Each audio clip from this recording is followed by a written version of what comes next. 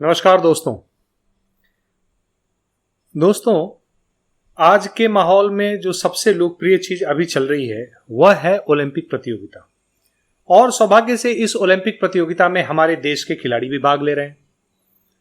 अब दो चार चीजों का जानना हमारे लिए बहुत जरूरी है।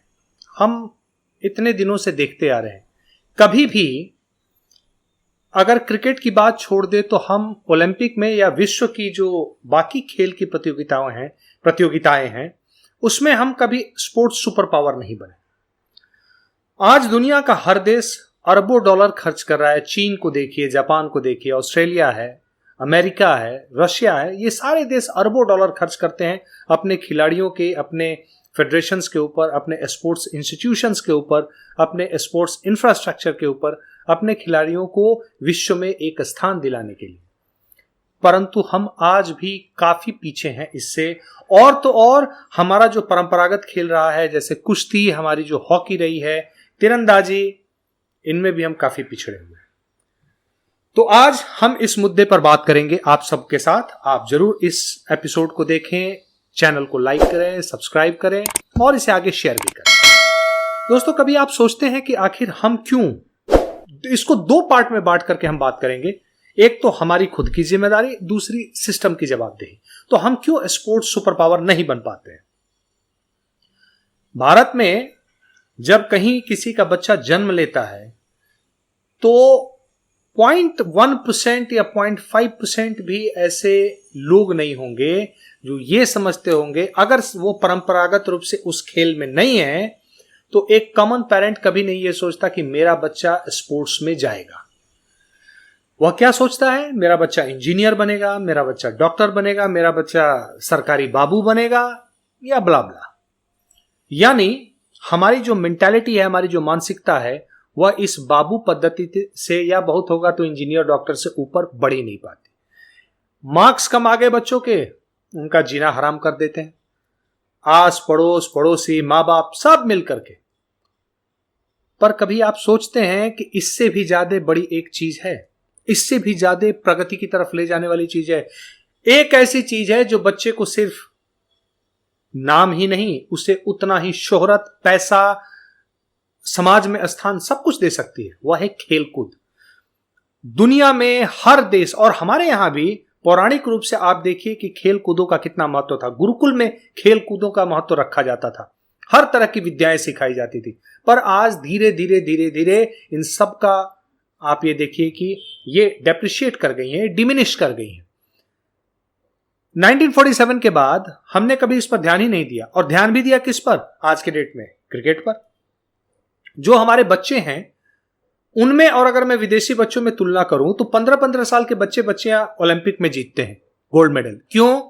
क्योंकि वो स्कूल स्टेज से ही, बचपन से ही उनका वैसा फाउंडेशन होता है, उनका वैसा इंफ्रास्ट्रक्चर होता है, उस तरीके से उनको पाला पोसा जाता है। हमारे यहां बच्चे 5-7 साल, 10 साल होते होते अश्लील गानों के, ये भोंडे फिल्मों के, कला संस्कृति के नाम पर इन तरफ वो हो जाते हैं। उनको ये रहता है भाई यहां नाचो, यहां गाओ, और ये जिस तरीके की कला के नाम पर ये हमारे कला केंद्र और ये मीडिया और ये बाकी चीजें पेश करती हैं, उससे किसी तरीके से भी बच्चे का खेलकूद की तरफ ध्यान ही नहीं जाता। और दोस्तों, खेलकूद एक तपस्या है, एक श्रम है। इस तपस्या को वैसे ही जीना पड़ता है। कड़ी मेहनत, शरीर की ऊर्जा लगानी पड़ती है, मानसिक ऊर्जा लगानी पड़ती है, तब जाके एक आप तपस्वी की तरह, एक तपस्वी और खिलाड़ी में कोई बहुत बड़ा फर्क नहीं होता। हम इस चीज से मार खा रहे हैं। और हम एज ए पेरेंट्स इससे मार खा रहे हैं। सरकार की बात क्या करें? सरकार पर अगर आप आइएगा, सिस्टम पर आइएगा, तो हमारे भारत में जो अच्छे खिलाड़ी निकले, निवृत्त होने के बाद उनको अपने जीवन यापन के लिए दर दर की ठोकरें खानी पड़ती है। पर सरकार क्या करेगी? नौकरशाहों को, भ्रष्ट बाबुओं को, भ्रष्ट नेताओं को इन फेडरेशंस में, इन स्पोर्ट्स इंफ्रास्ट्रक्चर में, कमिटीज में डाल देंगी। उनको क्या समझ है खेल की? अरे जिसने जिंदगी में कभी मैदान का मुंह नहीं देखा, वो क्या हमारे प्लेयर तय करेगा? और वो क्या हमारी चीजों को, हमारे सिस्टम को सुधारेगा? सिस्टम को सुधारेंगे हमारे प्लेयर्स, जिन्होंने अपना पूरा जीवन उस खेल को दिया है। तो इसमें हमें अपने सबसे पहले अपने पुराने खिलाड़ियों को वो इज्जत देनी पड़ेगी, हमें अपने पुराने खिलाड़ियों को उस तरीके से सामने रखना पड़ेगा सो दैट कि वो आगे बढ़ें और अपने बीच से, समाज से, वो हर तबके से उस तरीके के अच्छे अच्छे खिलाड़ियों को लेकर के आए जो हमारे लिए ओलंपिक और बाकी वर्ल्ड चैंपियनशिप्स में रिप्रेजेंट भी करें और मेडल भी जीते। इसके साथ एक और चीज मैं बताता हूं, पैसा सिर्फ क्रिकेट में नहीं है दोस्तों।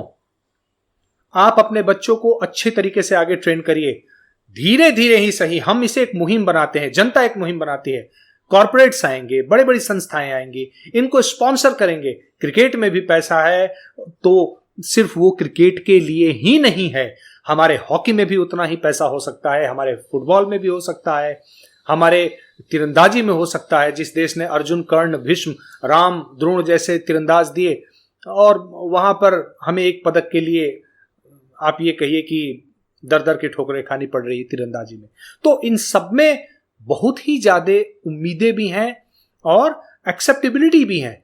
लोग अपना जीवन यापन भी अच्छा कर सकते हैं और इसको हम बहुत बड़ा रूप दे सकते हैं। याद रखिए, if we will be super sports power in the world, उसकी एक अलग इज्जत होती है। रणनीतिक, राजनीतिक हर महकमे में एक देश जो सक्षम स्पोर्ट्स पावर होता है, the country which remains a sports power, they are accepted and they are recognized and honored in every field in the world. So we have to try for that. अपने बच्चों को सिर्फ doctor, engineer और ये drama queen और drama वो मत बनाइए, स्पोर्ट्स में डालिए। आपका बच्चा जीवन में बहुत कुछ हासिल करेगा, अपने देश के लिए भी करेगा, अपने समाज के लिए भी करेगा, नैतिक, शारीरिक, मानसिक हर तरीके से मजबूत हो। तो इसी संदेश के साथ उम्मीद है कि आप इस चैनल को फिर से सब्सक्राइब करेंगे, लाइक करेंगे और इसे आगे बढ़ाते रहिए। धन्यवाद, थैंक यू सो मच, नमस्कार।